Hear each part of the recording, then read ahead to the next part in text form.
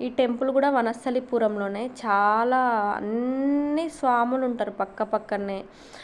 శివయ్య, అయ్యప్ప, లక్ష్మీ అమ్మవారు, వెంకటేశ్వర స్వామి, గణేశుడు, మొత్తం నాగమయ్య అందరూ ఉంటారు.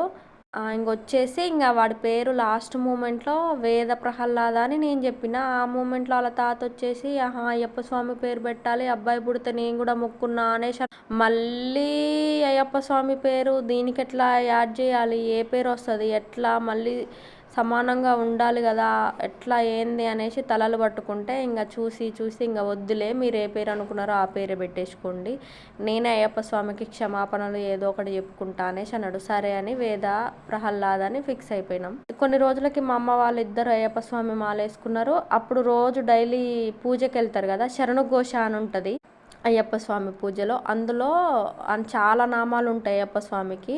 వేదప్రియనే అనేసి 65 61 నామం ఉంటుంది. అందులో వేదప్రియనే అని ఉంది. ఇక్కడ మావాడి పేరు వేద ప్రహ్లాద. అమ్మ స్వామి అటో ఇటో చేసి మేము స్వామి మాకు మంచినే చేసినాడు. అయ్యప్ప స్వామి పేరు కూడా కలిసి వచ్చింది.